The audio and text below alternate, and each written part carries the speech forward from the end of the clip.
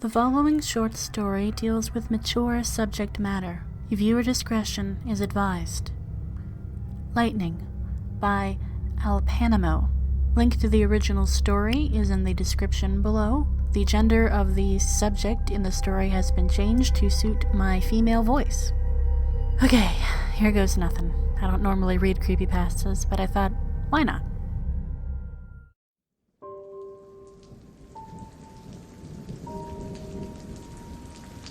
We had just moved into a little ranch house in the suburbs. Storybook neighborhood, quiet, friendly neighbors, picket fences, the whole 9 yards. Suffice it to say that this was supposed to be a new start for me, a recently single mom and my 3-year-old son, a time to move on from the previous year's drama and stress. I viewed the thunderstorm as a metaphor for this fresh start. One last show of theatrics before the dirt and grime of the past would be washed away. My son loved it anyway, even with the power out. It was the first big storm he'd ever seen. Flashes of lightning flooded the bare rooms of our house, imparting unpacked boxes with long creeping shadows, and he jumped and squealed as the thunder boomed. It was well past his bedtime before he'd finally settled down enough to go to sleep. The next morning, I found him awake in bed and smiling. "I watched the lightning at my window," he proudly announced. A few mornings later, he told me the same thing. "You silly," I said. "It didn't storm last night. You were only dreaming." "Oh." He seemed somewhat disheartened. I ruffled his hair and told him not to worry. There should be another storm soon. Then it became a pattern.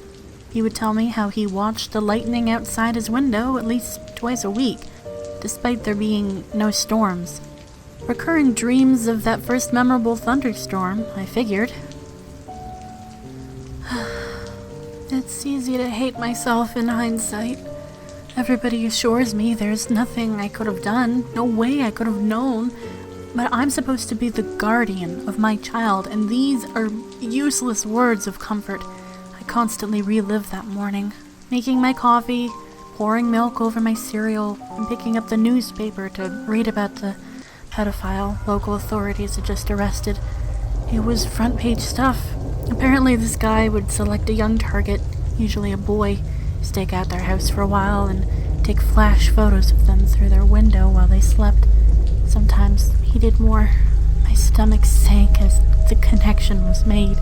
At the time, it was merely something from a child's imagination. In retrospect, it is the scariest thing I've ever heard. About a week before the predator was caught, my son came up to me in his pajamas. "Guess what?" he asked. "What?"